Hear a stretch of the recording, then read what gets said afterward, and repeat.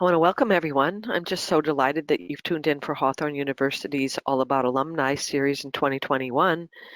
And since we have a number of new people with us today, I want to let you know that All About Alumni is our platform where we get to showcase Hawthorne graduates, where they share their post-grad activities and accomplishments. To me, the ways that they're using their Hawthorne education in their practices is nothing short of amazing. We have a variety of nationally accredited degree and certificate programs in Hawthorne, and some of them are for people that are pursuing a clinical track with a goal of working directly with clients. But there's other programs that are dedicated to those that are seeking to primarily educate. And finally, there's programs that are for people who simply want to learn valuable, credible information in a conducive environment. The success of our students is truly the testament of Hawthorne's mission and principle to provide quality, affordable, holistic health and nutrition education, and that's why we all love to learn more at Hawthorne. I want to let you know that I'm your host, Paula Bartholomew. I'm one of the founders of Hawthorne. It's such a privilege to be able to feature and speak with our graduates, so I want to get us started. But first, I want to let you know that we're recording this, and there'll be a brief survey to complete right after the webinar ends, and so I sure appreciate you taking a few minutes for that.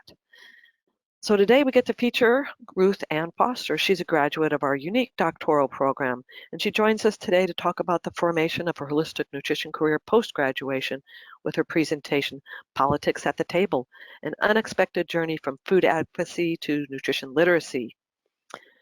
Ruth Ann is going to discuss how a deep interest in food advocacy led her to Hawthorne's doctoral program, where she's developed a rigorous foundation for nutrition education and policymaking.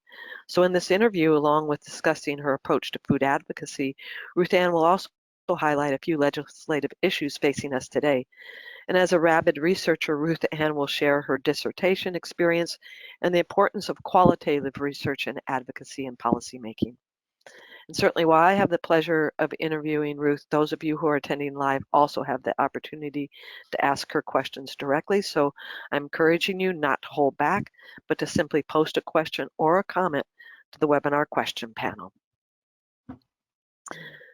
All right, well, all that behind us, I want to welcome you, Ruth. Hello, I'm so excited to be here together. Hi, Paula. Oh, thank you so much for inviting me. I was like, wow, I mean, that's amazing. I have watched many of these All About Alumni presentations and been absolutely blown away with what graduates have been doing. And mine's a little bit different. I have a little bit of a different pathway and a background, but I've woven it together, and I'm hoping that I can inspire some people and, just by sharing my kind of journey and get started. All right. Well, Ruth, I think it's really a pleasure to have you here, and also to be able to introduce you and have you share your graduate experiences. So I'm going to share your bio here first and let people know that you earned your doctorate of science in holistic nutrition from Hawthorne. And during your studies, Dr. Foster also completed the UNC Chapel Hill Nurse Refresher Program to reactivate her RN license. And as a veteran nutrition researcher and advocate, Dr. Foster has testified at the North Carolina legislature since 2006. She's worked with numerous representatives in North Carolina and Washington, D.C., educating and advocating on several food-related and social issues. Prior to raising and homeschooling her 3 children, Dr. Foster worked in the film and television industry. She pioneered a non-linear, aka film, editing in Hollywood, New York, Toronto, Dublin, and London. Her interest in nutrition began working in the neonatal intensive care unit. While raising her family, the importance of nutrition and health grew from a hobby into an obsession, directing her towards her doctoral studies. Across her varied careers, the common thread in Dr. Foster's body of work includes a passion for inspiring others through innovative problem solving and creative information sharing. Combining her careers in nursing, film production, and nutrition, Dr. Foster's next goal is to produce a documentary highlighting the importance of magnesium in our drinking water. Gosh, I'm just so pleased that you all have joined us to hear Ruth's journey. And Ruth, are you ready to share it? Oh, I am. I really am. Thank you. Thank you for that. You bet. My pleasure. So Ruth, And I'm going to call you Ruth, if you don't mind, rather than That's Dr. fine. That's perfect. Foster as we proceed. All right. So based on your bio, it's very clear that your journey to Hawthorne included many different paths. So I'd like you to get started and tell us how you got started and really what experiences shaped your direction. Thank you, Paula. I'm going to give a little bit of an overview because it is a real story. There's a real narrative, and to weave it all together, I mean, Paula, I know we went back and forth. How do I tell my background and all that? I'm going to talk about my early life education. Then I'm going to weave in my advocacy case number one, and which led me to Hawthorne. And then during Hawthorne, my advocacy case number two, and then talk a little bit about my dissertation experience and then what I've been working on. So Sounds great. before I start, I just want to say, a big thing about my background in film editing and television production is, we really think in pictures and we learn through stories. So visuals are really important to me in terms of being able to get the message out. And I think in terms of science right now, and I'll talk a little bit more later on about qualitative research versus quantitative research, I think really one of the challenges is being able to take the data and tell a story from it, be able to develop a narrative so that we can teach other people instead of just getting, overfed with data, and really figuring out where all this is going. So anyway, my advocacy began, I'm 5 years old here. My mom got polio when I was 3. And she actually was the last case in New Jersey, in our county in New Jersey, to get the polio. She was only 26. And, there were a lot of challenges growing up with my mom, because we didn't have accessibility back then. I mean, it was hard, and I learned a lot. But my mom was a remarkable woman. She was unbelievably resilient, despite being paralyzed from the waist down. She was told she'd never get out of the wheelchair, but she did. And she used to tell me all the time, there are no closed doors, there are only detours. And that really resonated with me. So, every time I hit a challenge, I just kind of learned how to move around it.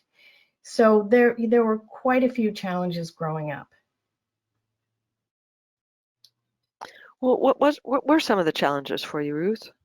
Well, Paula, one of the things would be kind of cooking.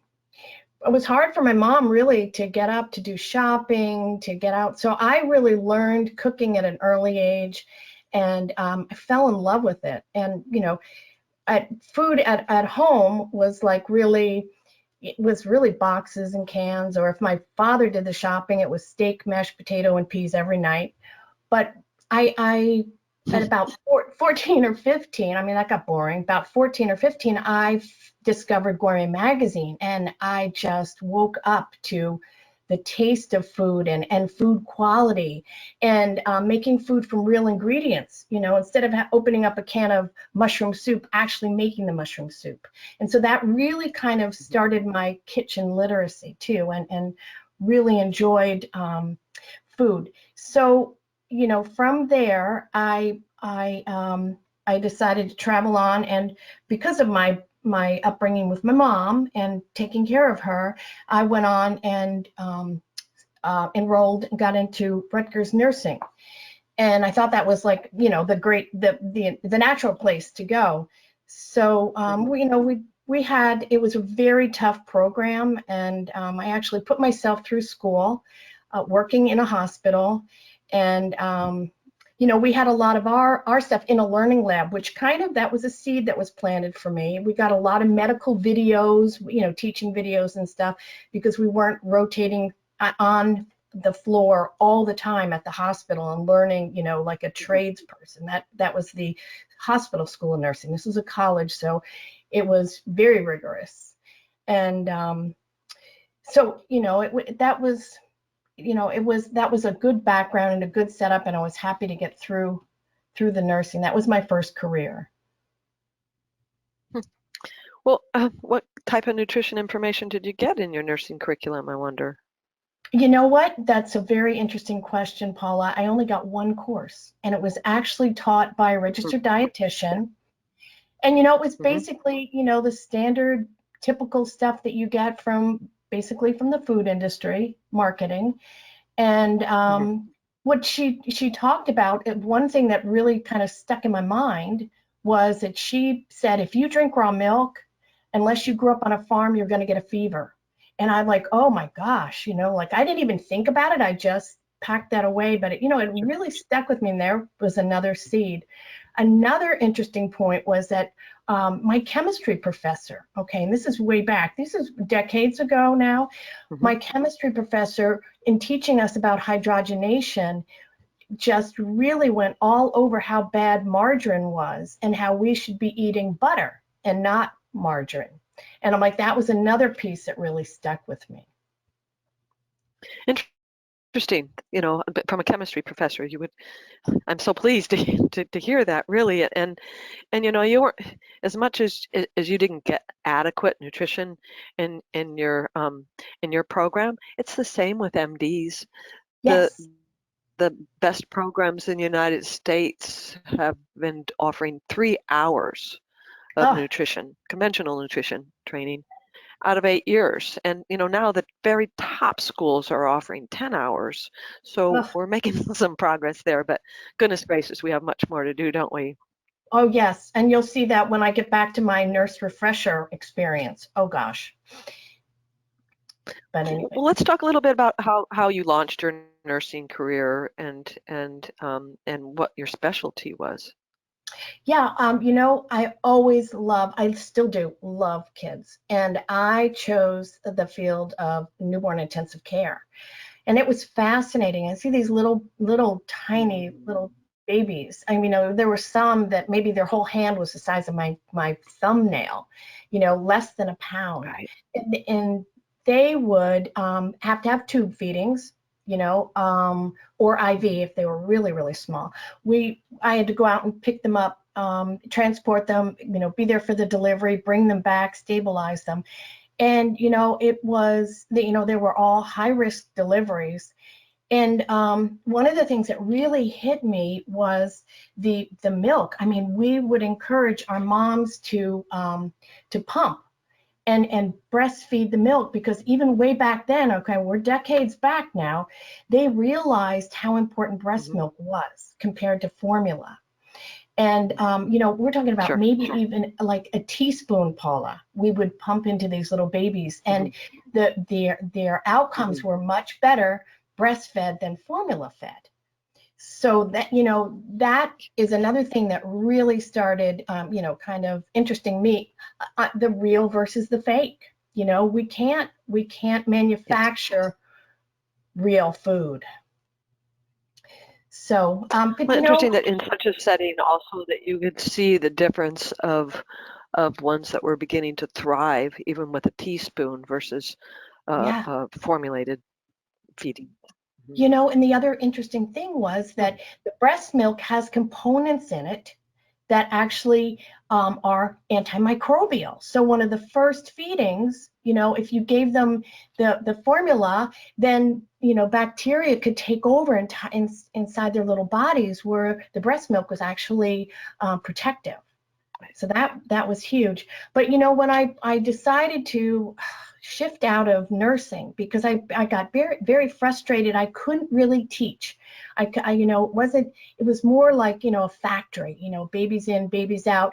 We're picking up babies from all over the northern part of New Jersey and bringing them back to the unit. And I could see this big disconnect between the parents and the babies. And I really wanted to do something different, something bigger, to be able to reach them. So that frustration kind of led me to my next direction. All right. Well, I can hear that was really frustrating and really didn't have enough patient-centered teaching in there. So with you recognizing that unmet need, where did that lead you? Well, it's interesting. I was putting my husband through school for broadcasting, and I thought, oh my goodness, I can combine TV and medicine. So I thought, that was my initial goal. So I went back and got a master's in broadcasting. And I wanted to produce teaching videos, but I ended up moving on, and I ended up, okay, and that's a whole other discussion, but I ended up being able to be a very successful film editor in Los Angeles. I did a lot of TV, I did films, concerts and all that kind of stuff, which is one of the areas that really gave me a passion for the visual and being able to tell a story. So I did that for a while, a number of years. That's probably the biggest career I've had so far. And then we moved from New Jersey to North Carolina, and we were able to build a house, and I got my dream kitchen because I love cooking. I love gourmet cooking. I still have all my gourmet magazines all the way back.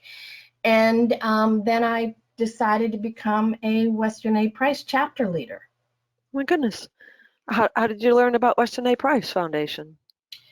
I started, like, my grandmother had osteoporosis, and so I thought, oh my goodness, if it's genetic, I better do something. And I started taking soy isoflavones. I thought, you know what, I'm listening to what everybody says about that. I was taking the supplements. I blew up.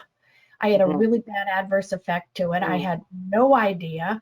And so I just Googled that way back, and I found a couple of articles by Sally Fallon and Mary Enig and about soy at the very beginning, and that led me to Weston A. Price.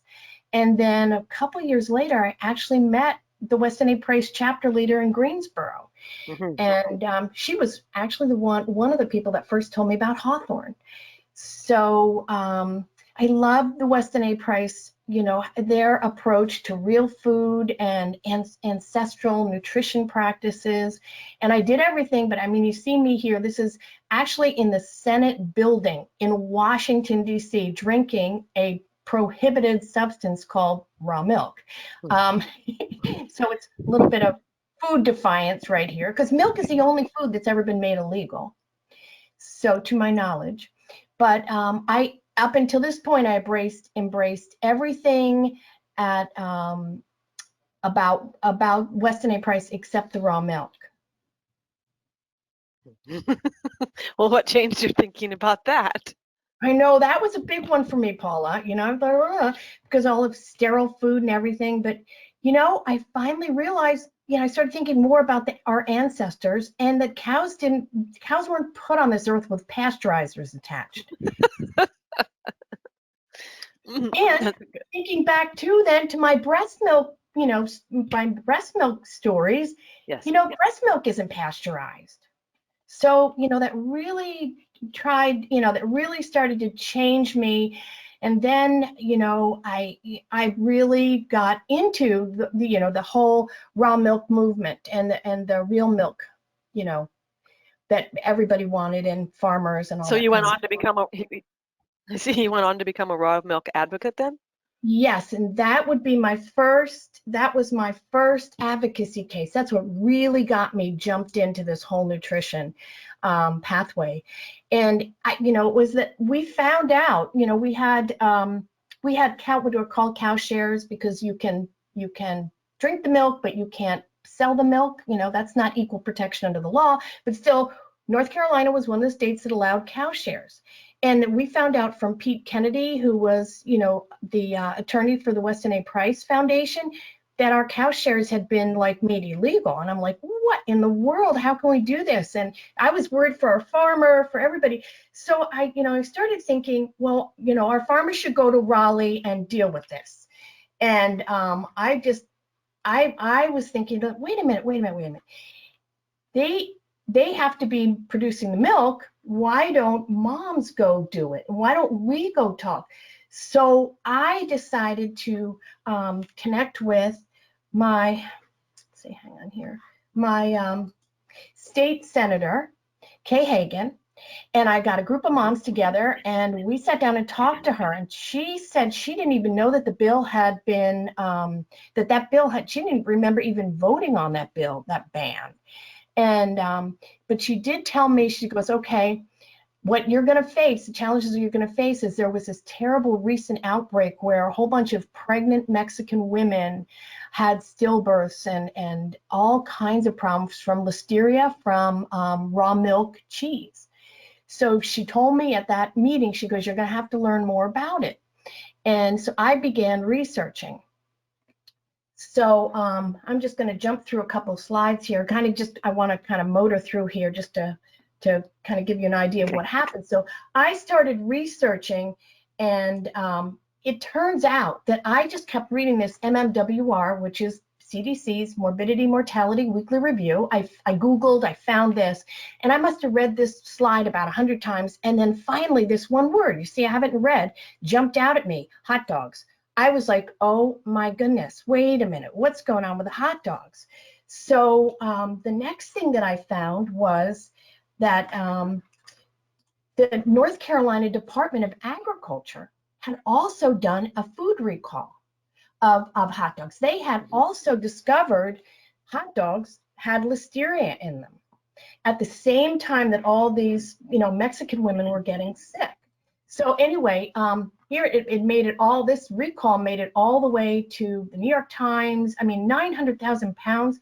But what was really disturbing, Paula, was that, no one ever checked the two different listeria strains to see whether or not they were connected. And on any of the research that I did, they did a bivariate or two things. It was hot dogs and milk. Nobody looked at hot dogs alone. So I actually even reached out and did a Freedom of Information Act question, but never really got an answer from that. But what that did was that helped me gain credibility with Senator Hagan.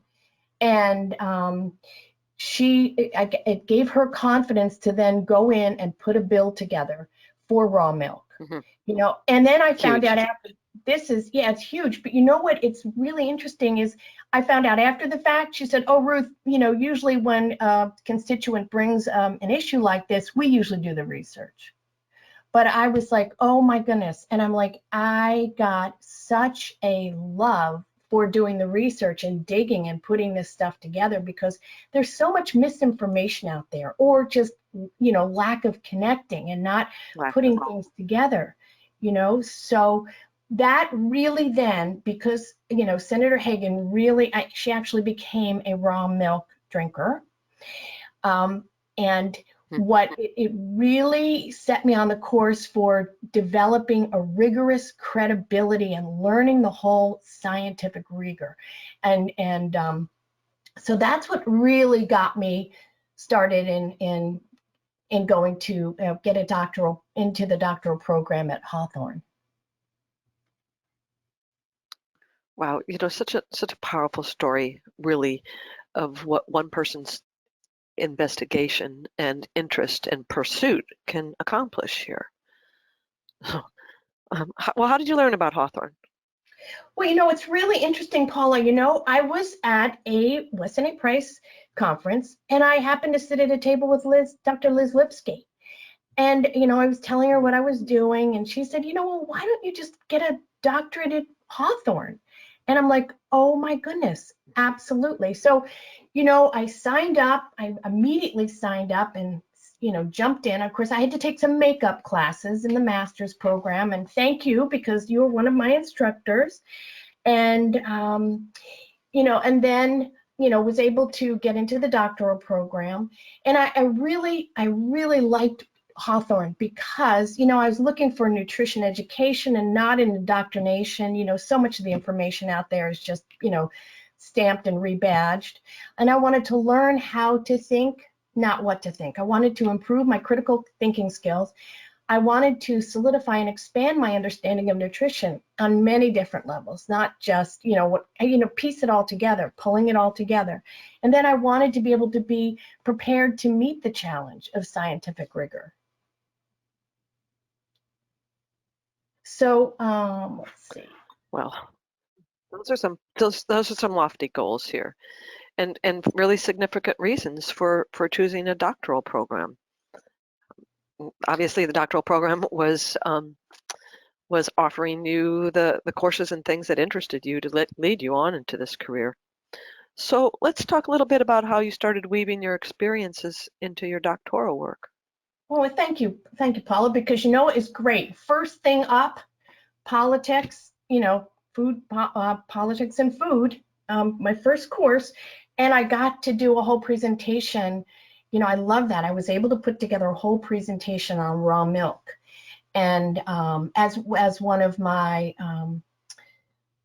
demonstrations of proficiency. I don't know if they still call them that now or what, but one of my two main papers, and I thought that was like just so amazing that I could pull some stuff out of what I had experienced and learn new stuff. And the other thing that I was able to do was later on when I did gastrointestinal metabolism, I was able to circle back and start talking about the birth of immunity and actually go back and look at how a newborn is inoculated and then that sets up whether or not they're getting formula or they're getting breast milk, and there's this whole synchronizing. It was just fascinating. Uh-huh. It was great because I was able to, going through Hawthorne, I was able to then pull out a lot of different, my papers and build presentations for them. I've done many different presentations throughout the community. Well, can you talk about that a little bit, about what other presentations you've done? Yeah. So, of course, I've done a lot of different ones at the North Carolina legislature and briefings. I just did one for Southeast Biofeedback and Clinical Neuroscience Association on the bidirectional pathway between the gut and the brain. And that was for, psychologists and therapists and people that are really into neurofeedback and biofeedback, which is fascinating. And it was for CEU credits, so it got approved. Then I did quite a few for Elon University Lunch and Learn for their staff and professors, and then other just local businesses and civic organizations.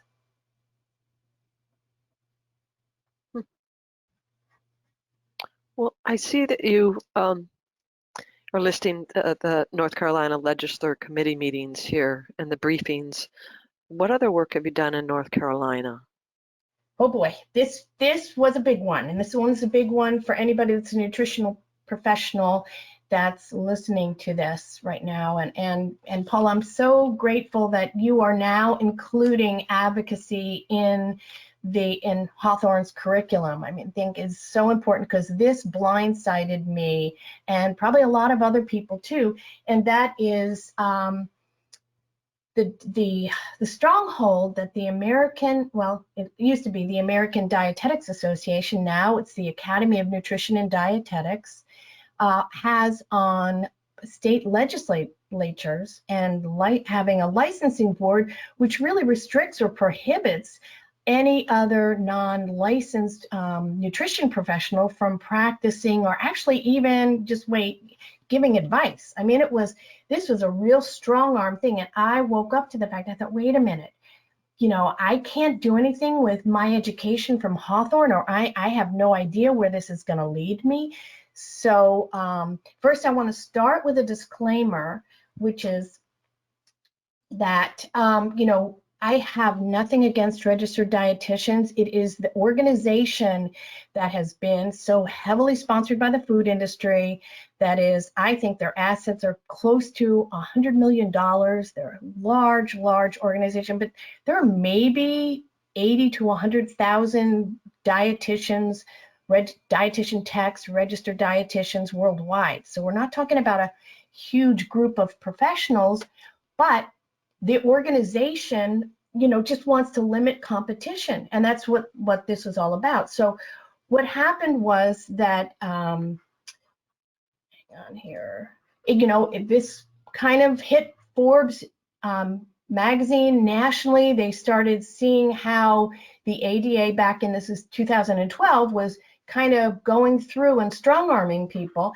And when it really got onto my radar was when this is just a regular citizen who, he had a big problem with blood sugar, overweight. He was diabetic. He checked into the hospital with a blood sugar of 700. And, the dietitian told him to eat. He said, hey, I'm eating exactly the way that, you're telling me to eat, and it's not going down, and I'm not looking good. His doctor didn't, like we talked about, doctor didn't have any answers for him either. So Steve went away and on his own figured out, and he lost 85 pounds, reversed his diabetes, set up a blog, and the North Carolina Board of Dietetics and Nutrition went after him and told him basically, stop, that you need to be a licensed dietitian if you're going to do this. And I'm like, oh, are you kidding me? This is like crazy. I mean, it was like a witch hunt. But the point is that licensing boards are set up to protect the public from harm. And the biggest problem, the greatest challenge that the AND has is they can't prove harm, from nutrition. So they have to go around, and they were going around. The NCBDN was going around and just targeting so many different people and trying to get them to write, ads or to produce reports on them. Because if you see this is actually from an internal document of the AND that I found during the time that I was doing a briefing, that if you don't report harm, other groups may gain a competitive advantage. And this, to me, Paula, shows more of marketing and monopoly than it does with science or really wanting to help the public. So anyway, one of the things that there's enough sick people for everybody. Sorry? I was just going to say there's enough people that are very unwell to spread the support from various sources, of nutrition professionals here. You bring up such an Shouldn't be a competition. Amazing point. And that was one of the things I'll get to in a second, but this is huge. Just guess how many dietitians there are in the state of North Carolina. I mean, I'll tell you. They're just right around 3,000. Okay. Right around 3,000. But there are 10.5 million people in North Carolina. Now, there's no way that, that small number, and the majority of them are in institutions, like in hospitals or the food service industry or whatnot. Like, sure. Wait a minute. I mean, you're 100% correct. And so, there might not be that many. There might not be that many members, but they have a huge lobby. That's right. That is such an important point. And that's where a lot of their money goes, not to actually, upping their education curriculum or whatnot. It's just like it's a turf war. But and one of the ways that I was able to combat it was that I connected with, and I have her picture here, Sarah Burrows, who came to me. I first met her when we were doing raw milk. So what I did was, when I heard this whole thing about Steve Cooksey and his court, he's out of Charlotte, the court there turned down his lawsuit for freedom of speech. They kicked it out. So I contacted Sarah and I said, you need to talk to Steve. And she did. And Carolina Journal is right there in Raleigh. I knew that paper would get right into the hands of a lot of legislators and get more awareness going on this. And it did. It outraged a lot of people. Carolina Journal is also part of the Institute for Justice, and they helped him, and he finally got an appeal in the U.S. Court of Appeals, and they ruled that first court in Charlotte was an error, and that the North Carolina Board of Dietetics and Nutrition had actually had violated his freedom of speech. So I thought that sent a really important message to the NCBDN to just like back off, and my whole thing was trying just to eliminate them because they don't show any harm. Like a nurse, yes, you can harm somebody either by, any one of the treatments, by injections, there is definitely harm, but what harm do you really do in providing nutrition information? There really isn't. So that's why I went to try to get rid of the board. And let's see, so So, Well, and here, I think this was a really important part, was reconnecting with Steve, with getting Sarah and Steve connected, and then having that message right there for the legislature, right in Raleigh. well, just to circle back about nutrition doesn't cause harm, but Stephen was not doing very well with the nutrition advice that he got. So I think one of the important qualifiers here at Hawthorne is that we're teaching personalized nutrition. It's not a cookie cutter approach, not one size fits all. It's personalized to the individual. And in that way, we can be better assured that we're not going to harm somebody. Yeah, Paula, that's 100% correct. That is one of the main things I really, really, really appreciated, working through my doctoral program with Dr. Janet Ludwig. It was like, you know what? As long as you can show the evidence through the literature and support whatever it is, Hawthorne isn't, subscribing to any one dietary principle. It's like, you know what? Show us the science.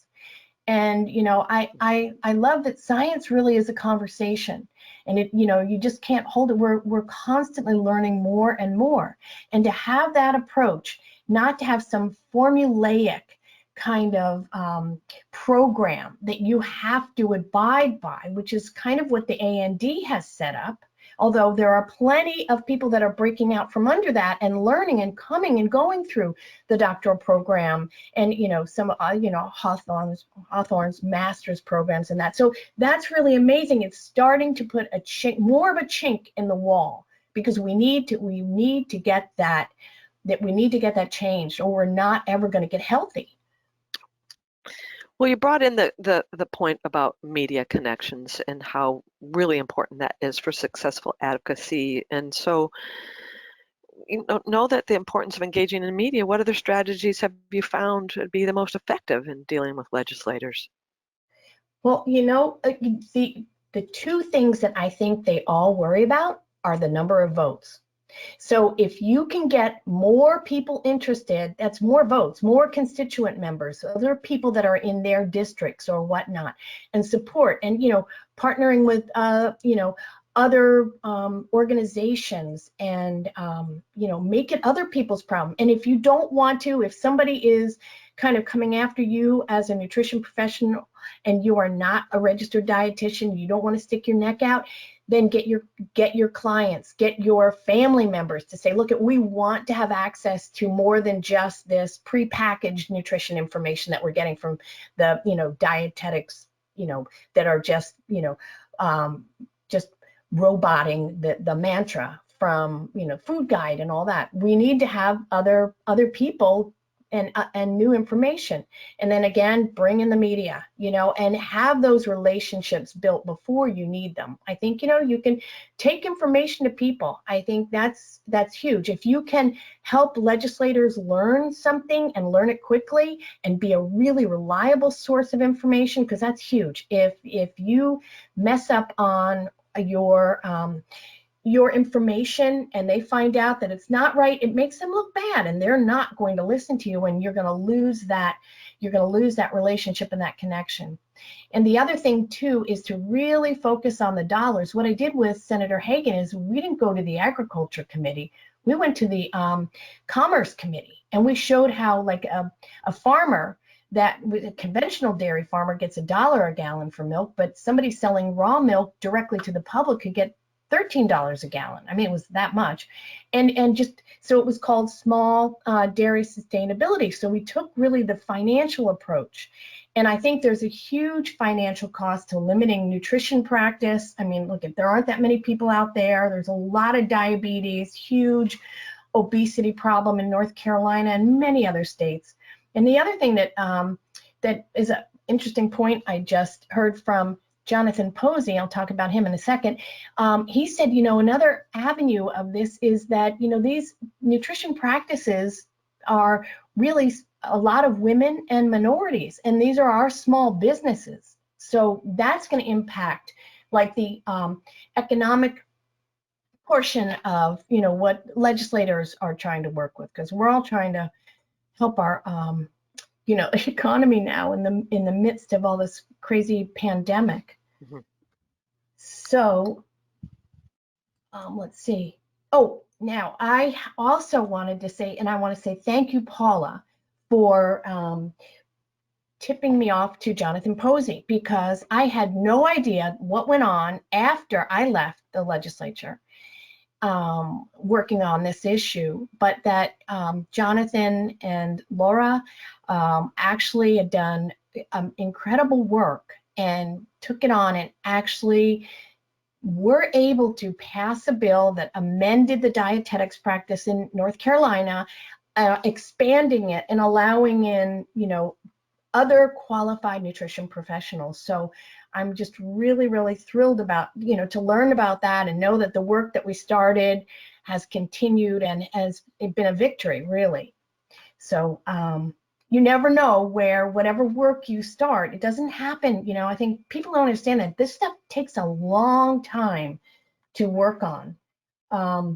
And I Yes. think to somebody like Jonathan Posey and the Council of Holistic Health Educators, I understand that Hawthorne gives a grant to Holistic Health Council or Holistic Council, just, to be able to have that access to Jonathan for information on each state. And I think, thank you, Paula, for doing that and supporting him. And, we really need a lot of people like Jonathan going at this, because as we mentioned, the AND, that's who we're up against. They have big money for big lobbyists, and they got people on the ground, and you have to be there. You've got to be talking to legislators constantly, because they can flip back and forth depending on who they're talking to. It matters. It matters. Showing up and using your voice definitely makes a difference. Laura Waldo with NANP, National Association of Nutrition Professionals, is also extremely active in advocacy and has been boots on the ground, supporting individuals and groups, limiting bad bills being passed, introducing better bills, speaking to legislators to get them informed. And this comes back for a long time. We've been doing this. Back in early 90s, a bill was introduced in California limiting practice. And California, being what we are, a very proactive group of practitioners, we stormed Sacramento en masse and started talking to the legislators, and they said, we're poised to pass this bill today. This was the only source of information that we had for it. We didn't see any problems with it. You just turned our heads. Thanks you for bringing to this.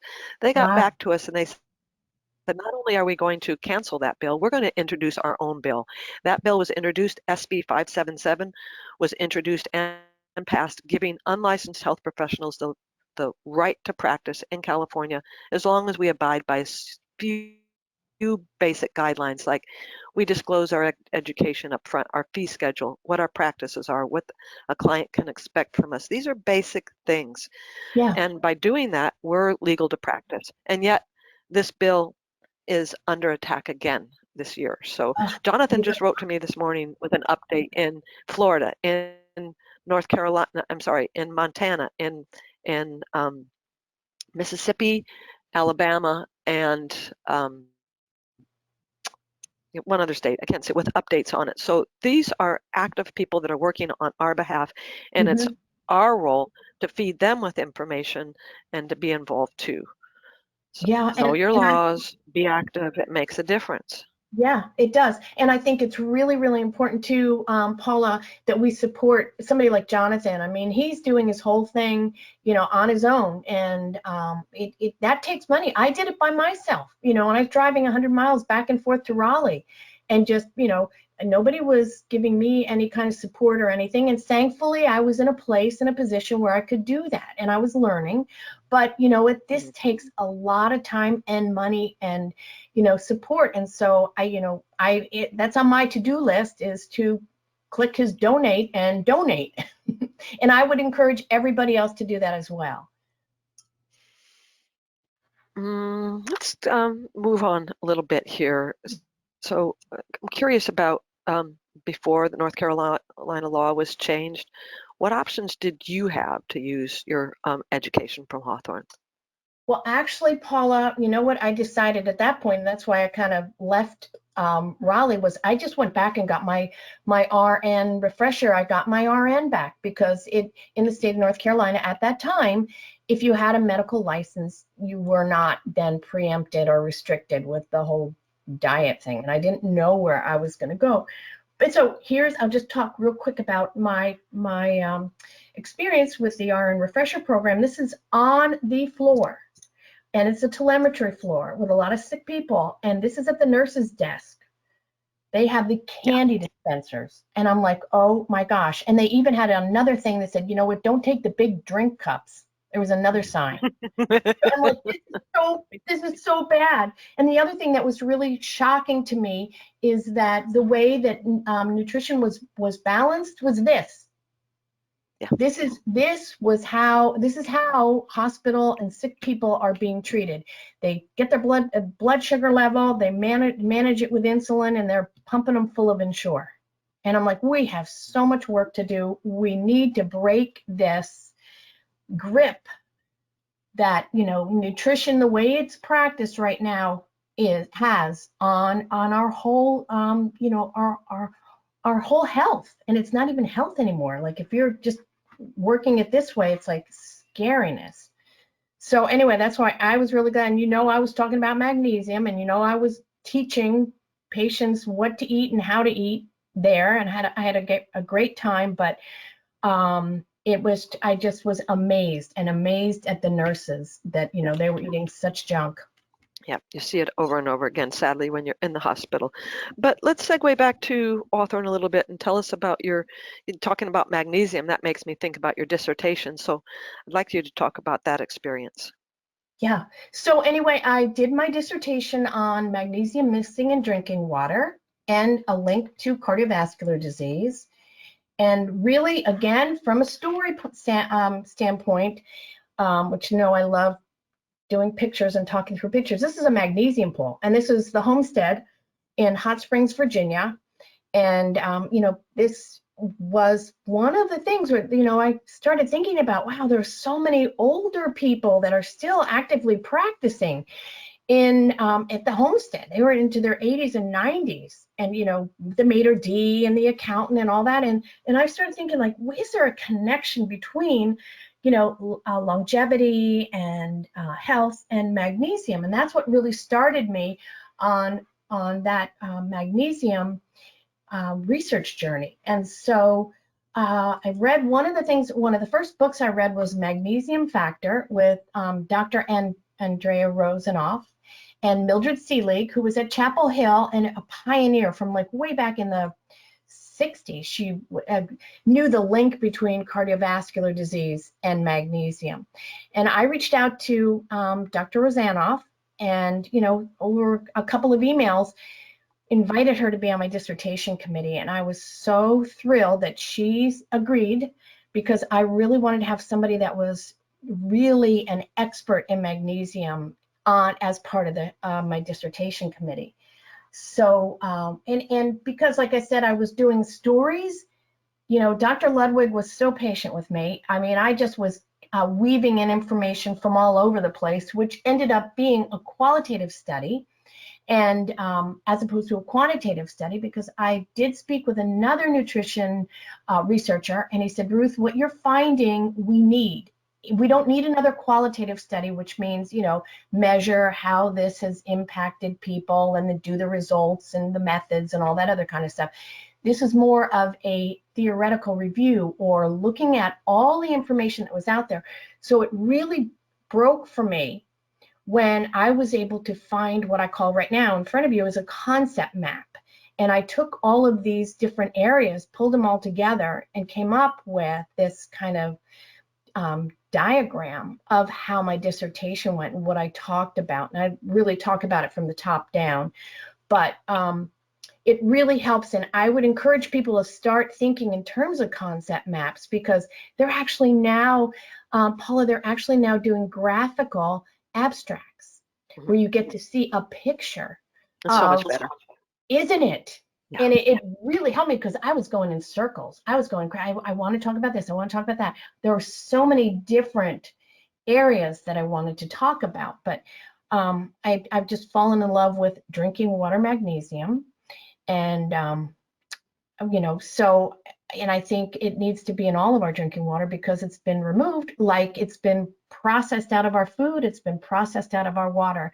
And drinking purified water, it's just really a big problem. And we have, very highly processed diets, which are ultra processed. The United States, the average American gets 58% of their calories in a day from ultra pasteurized food, processed food.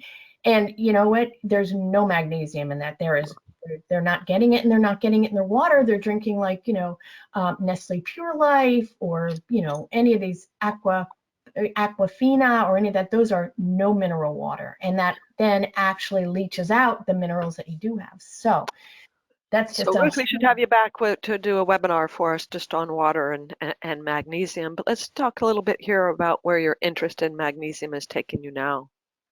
Well, you know what? It's so interesting, Paula, that the very day after I did my doctoral defense, we went to lockdown. And I kept seeing clues of magnesium deficiency all over. So here's my next little kind of map and what I've been doing for the last year. And that is how magnesium deficiency is really one of the important, it's a major mineral and it doesn't get discussed. I mean, it's hard. It's like an elusive deficiency. I mean, people don't see it, invisible deficiency. But, we have chronic, all these different pre-existing conditions for COVID are chronic magnesium deficiency. They're linked in all these different areas.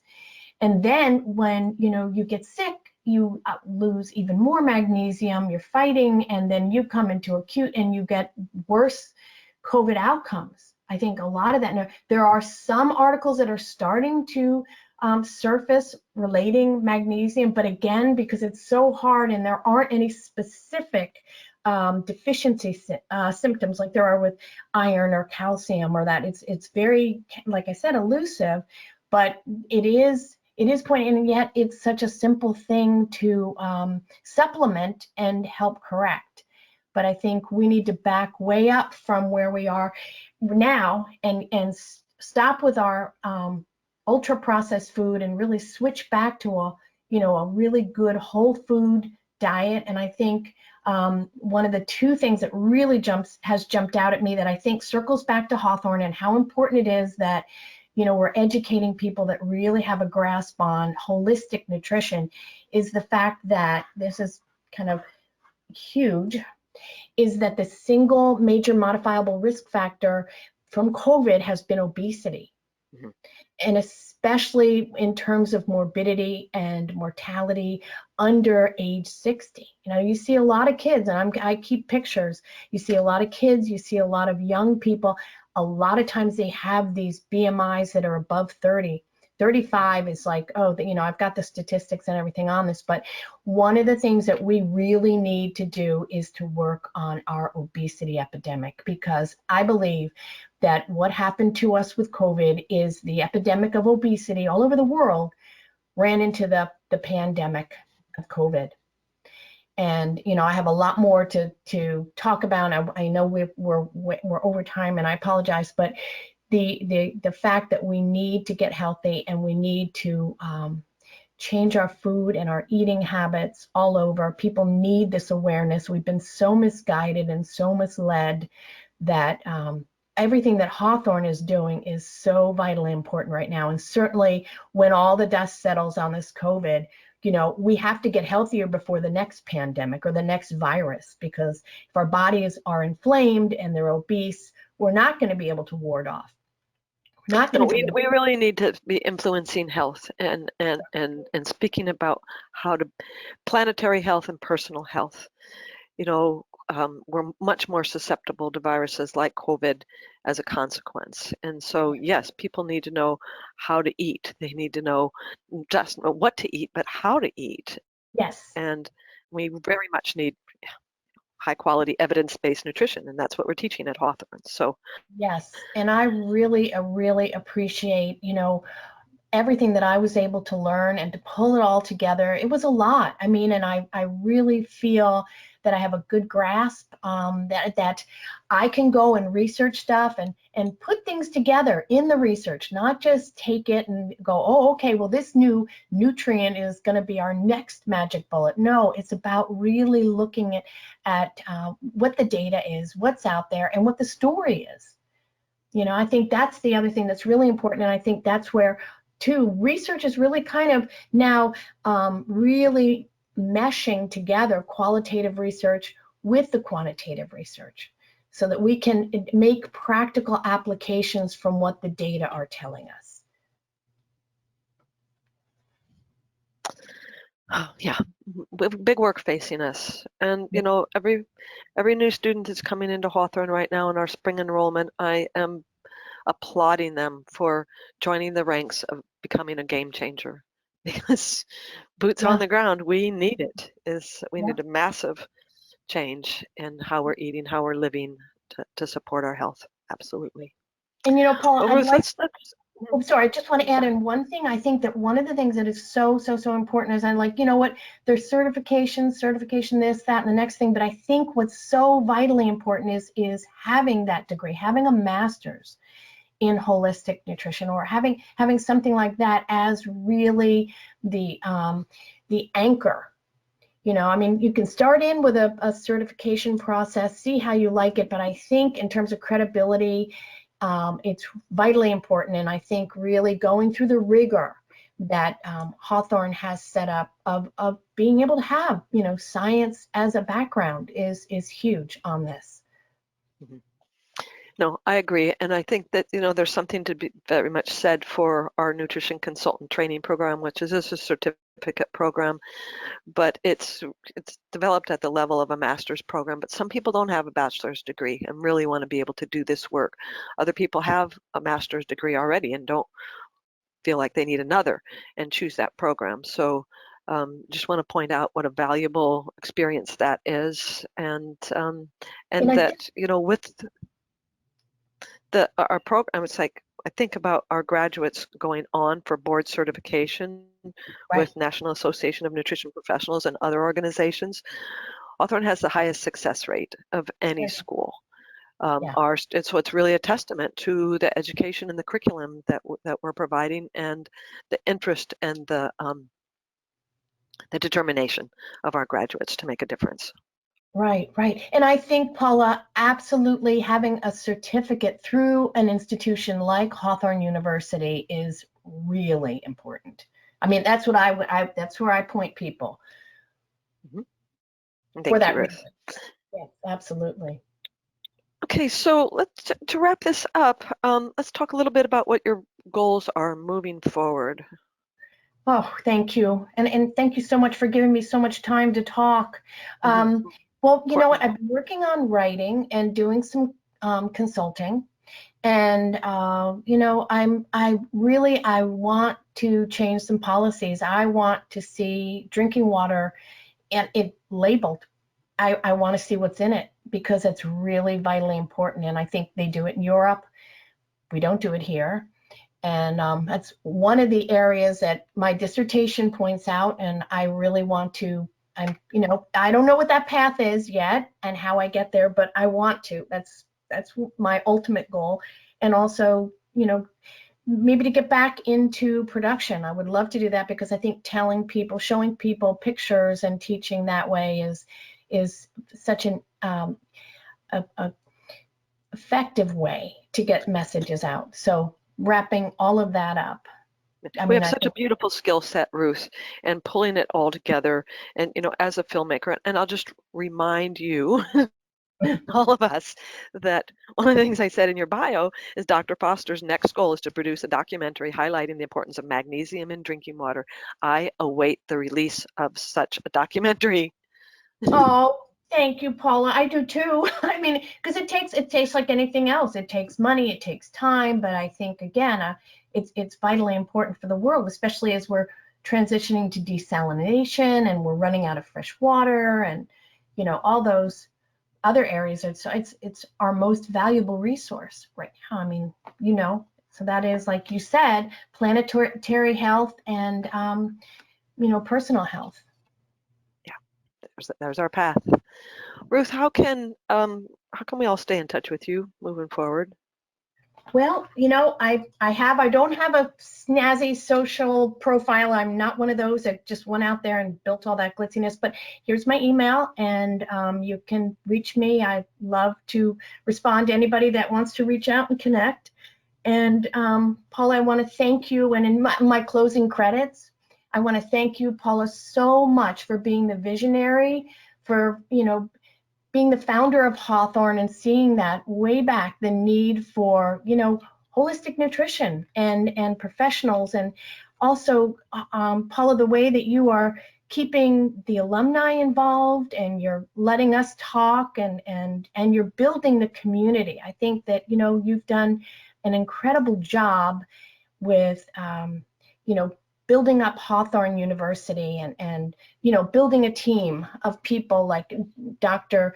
Ludwig and Dr. Germano, who really has put a lot of academic rigor, and just it's been such an amazing experience to track along with Hawthorne as I was growing. Hawthorne was growing, and I'm just really excited, and I want to see it grow even more in the future. And I think COVID is really teaching us how badly we need the information that Hawthorne has and the professionals. So thank you all. Thank you, Ruth, very much. And I can only say I could not do this alone. There's a beautiful team at Hawthorne that are determined and committed to our mission statement. So here we are. But thank you for your compliments to Hawthorne so much. It's really been a pleasure, Ruth. I certainly hope you'll visit us again at Hawthorne and continue to share your good works, especially when that documentary comes out, okay? Yes, thank you so much, Paula. And thank you to James Bernardinelli for always being that technical person that makes things work somehow. He's saved me Absolutely. on webinars, and I really appreciate his technical support and expertise. Oh my gosh, we all do. We're going to be lost without James. Thank you I for that know. too.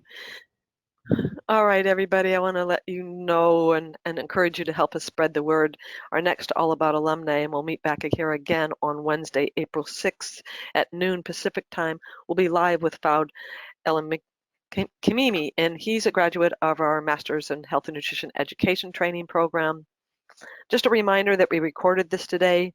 It'll be up on our website in just a few days. And we've had so many fantastic Hawthorne graduate presentations. They're all archived there too, so enjoy exploring the archived webinars. It's a treasure trove. All right, until we meet again, everybody, I want to wish you all the best of health and to take good care. It matters so much.